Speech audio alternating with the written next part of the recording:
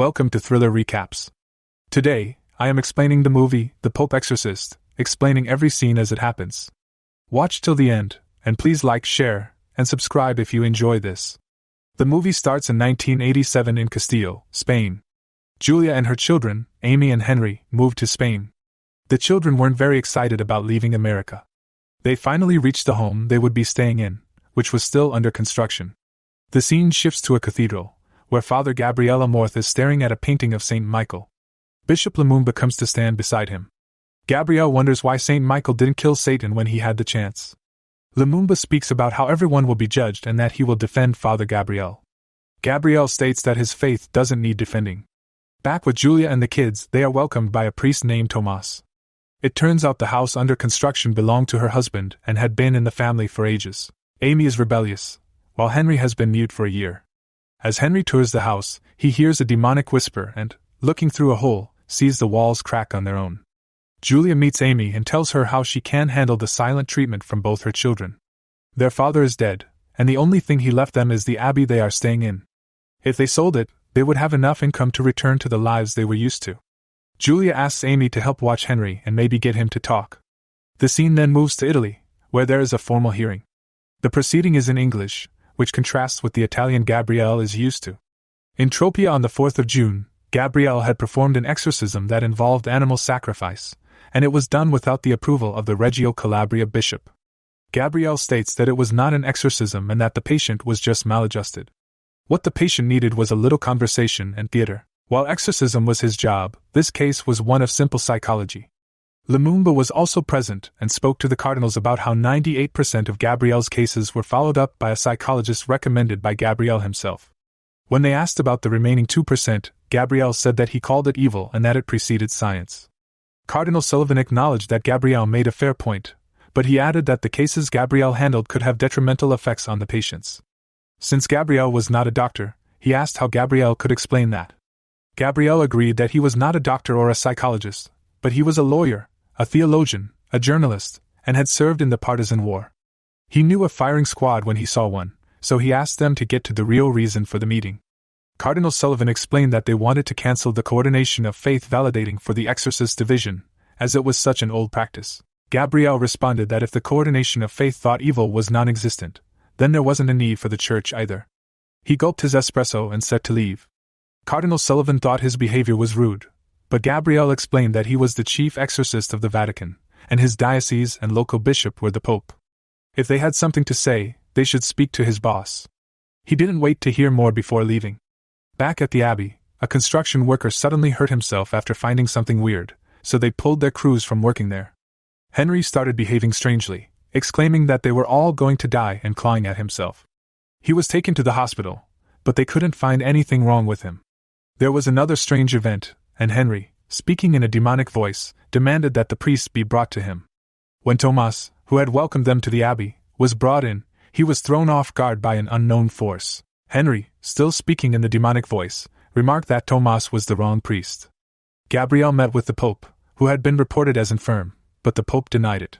The Pope spoke about how the younger generation, like Cardinal Sullivan, believed the devil was just an idea or a fairy tale, but they knew better. He praised Gabriel's work but advised him to be more humble. Gabriel joked, denying he was ever proud. The Pope then mentioned a case in Spain involving a boy who needed an exorcism, warning Gabriel to be careful because this particular demon gave him a bad feeling. Gabriel nodded and reviewed the file before setting off on his journey. He arrived at the abbey and was welcomed by the priest. He was introduced to Julia, who wasn't very impressed that the church had sent someone. She just wanted her son back. Gabriel was confident he would be given a chance, so they allowed it. He went to Henry's room upstairs, where the boy seemed to be taking a nap. Gabriel sat down on a chair and started reciting his Our Father prayers. Henry woke up and said in a demonic voice that prayers wouldn't work here. Gabriel held out a calligraphed object and asked the demon to say its name. The demon replied that he was a nightmare and blasphemy and that he knew all of Gabriel's sins. It even called Gabriel by name, which shocked him. A memory of young Gabriel at war popped up in his head as Henry, speaking in that demonic voice, continued to taunt him. The demon told Gabriel that he hadn't forgiven himself for his sins, so how could anyone else forgive him? Henry then puked out a bloody chick from his throat. Gabriel quickly left the room and met with Tomas, asking if he had mentioned his name to anyone in the house. Tomas wasn't sure he had. Gabriel added that he needed to speak with Julia because the demon in Henry was high in the hierarchy, indicating something was seriously wrong. When he met with Julia, he asked if Henry had experienced any recent trauma. Julia explained that Henry had witnessed his father's death in an accident. He saw the impaled body and hadn't spoken a word since. Gabriel stated that such trauma could be a gateway for demons, and the only way to bring Henry back was through faith. He urged Julia to believe and pray. While they were still talking, Amy came running in fear. She had received a strange call from her dead dad. The voice on the other end initially sounded like her dad's, but then switched to a demonic voice, saying they would all die. Gabriel quickly set to work. He told Tomas to confess his sins, but due to limited time, he didn't listen to any details of Tomas's escapades, and just prayed for his forgiveness. Gabriel also instructed Tomas not to react to the demon but only to pray. Tomas knew nothing about exorcism, but they didn't know how long the process would take. The key was to find the demon's real name and exorcise it. They went to Henry's room, and the demon taunted Gabriel for running off like a coward. It said it was going to torment Gabriel, making him hate the release he would feel. Gabriel didn't react and began praying with Tomas. There was a power outage, and when Gabriel turned on his lighter, he saw a woman he recognized as Rosalia. Rosalia accused Gabriel of being unable to forgive himself because he didn't help her. She asked why he didn't believe her at first. Gabriel screamed that it was a deceiver, and everything returned to normal with Henry struggling on the bed. Henry turned to Tomas and taunted him, calling him a panty sniffer and bringing up his escapade with a girl named Adela. Enraged, Tomas tried to strangle Henry, but Gabriel intervened, and Tomas stormed out angrily. Before Gabriel could leave, Henry, in the usual demonic voice, said he had been used as bait and had fooled them all. Gabriel met with Tomas, who confessed that Adela was his first love, but his love for the priesthood was stronger. Gabriel prayed for him and asked that he live an eternal life. Tomas also asked about Rosalia, and Gabriel explained that she was someone he was supposed to help. He added that the demon could smell guilt and use it against them. Remembering the demon's words about bait, Gabriel realized he had to check the garden. This was part of a bigger plan, not just about the boy. Tomas was praying in front of Henry's room when he heard Henry's voice calling for help. When he went in, Henry bit his ear and told him no one was leaving the abbey alive. Meanwhile, Gabriel found a deep well in the garden and investigated it.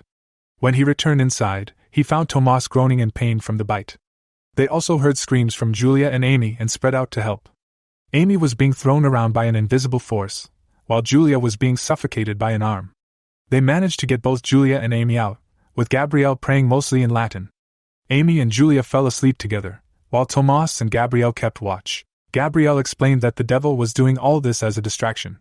He then took Tomas to the well where he had found something disturbing: dead bodies of people who didn't convert. Gabriel stated there was something more down there, and they had to investigate further.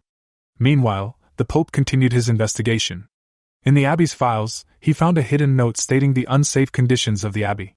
Suddenly, the Pope had an attack with Gabriel's name on the tip of his tongue. Gabriel and Tomas went through the basement and found a door. They saw the body of a notable church founder locked in a tomb, possibly protecting something from getting out.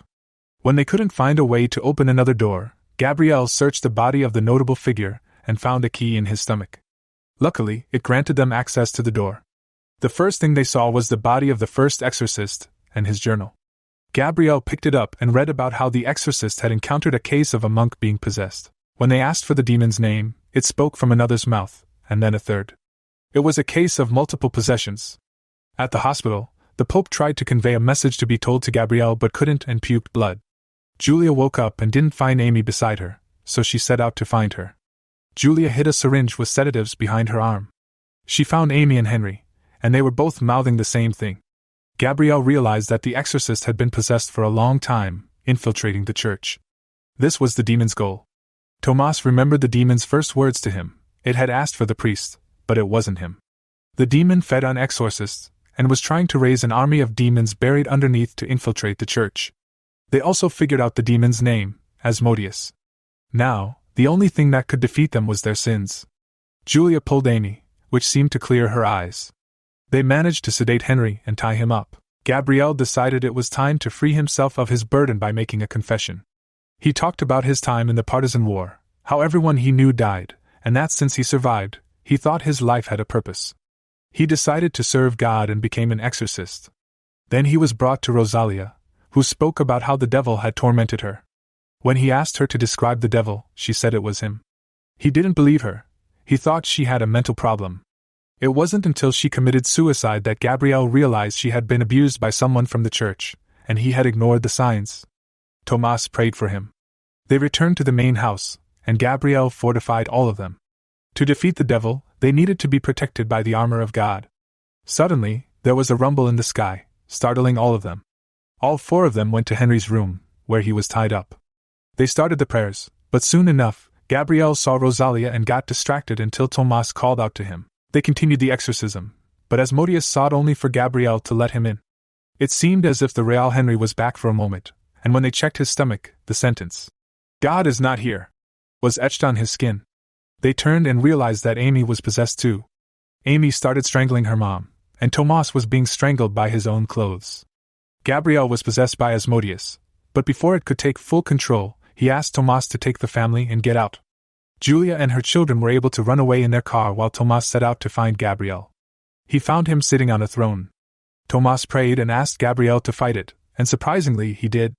Asmodeus appeared in the form of Rosalia and Adela to drag them both to hell, but they managed to fight it off. Tomas even learned a prayer in Latin. They visited the Pope, who commended their efforts. Surprisingly, Cardinal Sullivan had left his position, and it was given to Lumumba. Lumumba asked Gabriel to take on the role of finding the rest of the 199 demons because Asmodeus wasn't the only one. Gabriel agreed only if Tomas joined him in the quest. Tomas accepted. It was also mentioned that Julia and her children were settling in the U.S. Father Gabriele Amorth died in 2016 after serving God and writing many good books.